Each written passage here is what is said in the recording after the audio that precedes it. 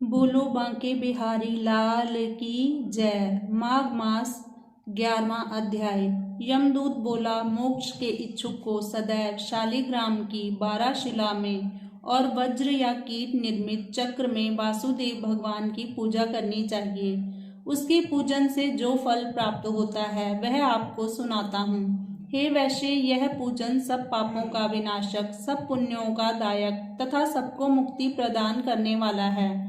प्रतिदिन 10,000 राजसूय का फल तथा अग्निहोत्र कर समुद्र सहित पृथ्वी के दान करने का फल होता है। देवता इत्यादि अच्युत निर्गुण ब्रह्म को जब प्रणाम करते हैं उसका फल मिलता है। और जिससे अत्यंत पापी, अकर्मण्य और अनाधिकारी भी यमलोक में नहीं जाते।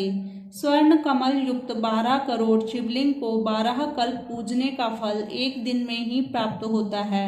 इस प्रकार गोविंद का पूजन करने वाले सदैव के लिए अमर होकर आवागमन के चक्कर से मुक्त हो जाते हैं। जिसने शालिग्राम की शिला के ऊपर का जल अपने ऊपर छिड़क लिया तो मानो उसने संपूर्ण तीर्थों में स्नान कर लिया, क्योंकि संपूर्ण शालिग्राम शिला सब कल्याण करने वाली गंगा जी, गोदावरी तथा रेवा नदी इत्यादि सभी पवित्र तीर्थों के जल में रहा करते हैं। यदि कलयुग में काम, क्रोध तथा लोभ से व्याप्त अधम पुरुष नैवेद्य, फूल, धूप, दीप, चंदन, गीत, बाजे, स्तोत्र आदि से शालिग्राम शिला की पूजा अच्छे भाव से करते हैं तो वे 1000 कोटि कल्प तक के घमंड से छूटकर भगवान हरि के पास निवास कर चक्रवर्ती राजा हो जाते हैं।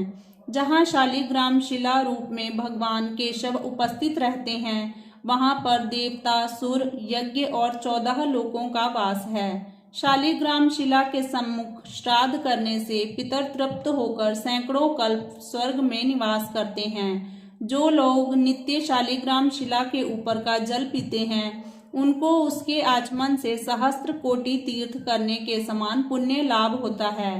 हे वैश्यवर, यदि शालिग्राम से कोस भर फासले पर भी जो कीड़े मरते हैं वे सीधे बैकुंठ को प्राप्त होते हैं। शालिग्राम चक्र की खरीद बिक्री करने वाले पापी मनुष्य प्रलय काल तक नरक में जाते हैं।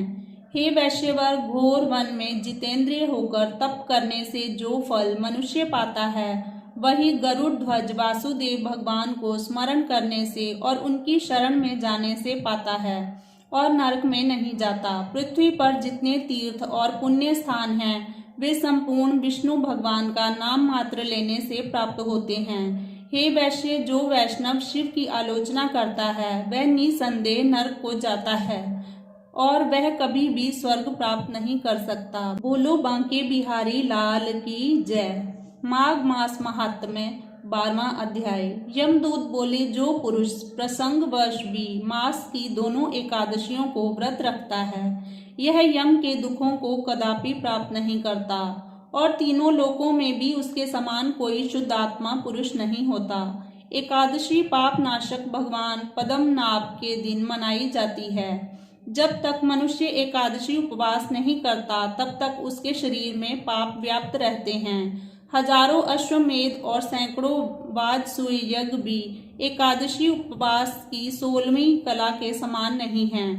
हे वैश्य, 11 इंद्रियों से किए हुए मनुष्यों के समस्त पाप एकादशी के दिन उपवास करने से पूर्णतः नष्ट हो जाते हैं और वह यमराज के अधीन नहीं होता, बल्कि स्वर्ग तथा मोक्ष, आयुष्य और संतान को प्राप्त करने वाला होता है। हे वैश्य, गंगा, गया, काशी, पुष्कर, कुरुक्षेत्र, यमुना तथा चंद्रभागा आदि तीर्थ भी हरि भगवान के दिन यानी एकादशी व्रत के समान नहीं हैं। हरि दिन को उपवास रखकर रात्रि में जागने से पिता, माता और पत्नी के कुलों के 10 पुरखों तक का उद्धार हो जाता है और वे संसार से निर्मुक्त होकर विष्णु भगवान के लोक को चले जाते हैं। हे वैश्य, बाल, युवा, वृद्ध सभी पापी एकादशी के दिन उपवास करने से नरक में नहीं जाते। 3 एकादशी उपवास करके और तीर्थ में स्नान करके सोना, तिल और गो का दान करने वाले मनुष्य सीधे स्वर्ग को प्राप्त होते हैं और ऐसा ना करने वाले सदा दुखी रहते हैं। मैं आपसे संक्षेप में नरक से अलग रहने का धर्म कहता हूँ। मन कर्म वचन से किसी प्राणी से द्रोह ना करना, इंद्रियों को वश में रखना, दान देना, हरि भगवान की सेवा करना, नियम पूर्वक सब वर्णाश्रम की क्रियाओं का पालन करना चाहिए। हे वैश्य, मैंने तुमसे यह संपूर्ण वृतांत कह सुनाया, अब और क्या सुनना चाहते हो कहो। बोलो बांके बिहारी लाल की जय। माघ मास 13वां अध्याय। विकुंडल बोला, हे सौम्य, आपके वचन को सुनकर मेरा चित्त बहुत प्रसन्न हुआ। साधु जनों के वचन पाप को नष्ट करने वाले होते हैं और अमृत मंडल चंद्रमा को भी ठंडा कर देते हैं। हे देवदूत, अब कृपा करके मुझे बताइए कि मेरे भाई का नरक से किस प्रकार उद्धार हो सकता है, ताकि मैं वैसा उपाय कर सकूं। श्री दत्तात्रेय जी बोले। देवदूत ने उनके वचन सुनकर मित्रता रूपी भाव से कहा, हे वैश्य, यदि तुम अपने भाई को स्वर्ग में लाना चाहते हो तो अपने पूर्व जन्मों के इकट्ठे किए हुए फल उसे दे दो। विकुंडल ने कहा, हे दूत, मुझे यह सब बताओ कि मेरे ऐसे पुण्य क्या हैं, कैसे और किस जन्म में प्राप्त हुए, तब मैं शीघ्र दे दूंगा। दूत बोला, हे वैश्य, सुनो, मैं उन पुण्य को आपके हित कहता हूँ। प्राचीन समय में पुण्य मधुबन में शाल्की नाम का एक ऋषि था। वह तप तथा अध्ययन से पूर्ण तेज में ब्रह्मा के समान था। नवग्रह के समान उसकी स्त्री रेवती से 9 पुत्र उत्पन्न हुए। ध्रुव, शशि, बुध, तार तथा ज्योतिष्मान नाम के 5 पुत्र अग्निहोत्र प्रिय थे। यह गृहस्थ आश्रम में लग गए। निर्मोह, जितमाय, ध्याननिष्ठ और गुणातीत यह 4 पुत्र संन्यास लेकर बिना विवाह करे जंगल में रहने लगे। ये शिखा तथा यज्ञोपवीत नहीं रखते थे, पत्थर तथा सोने को समान समझते थे। जो कोई इनको अन्न वस्त्र देता था उसी को ये लेते थे। ये चारों प्रतिदिन संध्या के समय ब्रह्म ध्यान में विलीन हो जाते थे। उन्होंने अपने तप के बल से गर्मी, सर्दी, भूख, प्यास, निद्रा आदि सभी पर पूर्ण अधिकार पा लिया था और विष्णु रूप से समस्त संसार को देखते हुए शांत और आनंद भाव से पृथ्वी पर घूमते थे। इसी प्रकार 8वें जन्म में तुम मध्य देश में सपरिवार रहते थे। तब वे दोपहर के समय भूखे प्यासे तुम्हारे घर में आए और जब तुमने उनको अपने घर के आंगन में देखा तो हर्ष सहित देवता के समान दंडवत प्रणाम करके उनके चरणों को स्पर्श कर धोया और मस्तक पर लगाया तथा हाथ जोड़कर मधुर वाणी से तुमने उन लोगों का अभिवादन किया और कहा कि आज मुझ पर विष्णु भगवान प्रसन्न हुए हैं। मैं आज धन्य हूँ, मेरा घर सपरिवार धन्य है, जो कि मैंने तीनों लोकों के कष्ट हरने वाले आपके चरणों का दर्शन किया। आपका दर्शन भगवान हरि के दर्शन के समान धन्य है। सन्यासी के चरणों का जल पहले 7 जन्मों के किए हुए पापों को नष्ट करता है। गंध, अक्षत, पुष्प, धूप तथा नीराजन संस्कार किए हुए रत्नों से पूजन कर तुमने इन सन्यासियों को भोजन कराया। उन परमहंसों ने प्रसन्न होकर रात में विश्राम किया तथा ज्योति स्वरूप ब्रह्म के ध्यान में लग गए।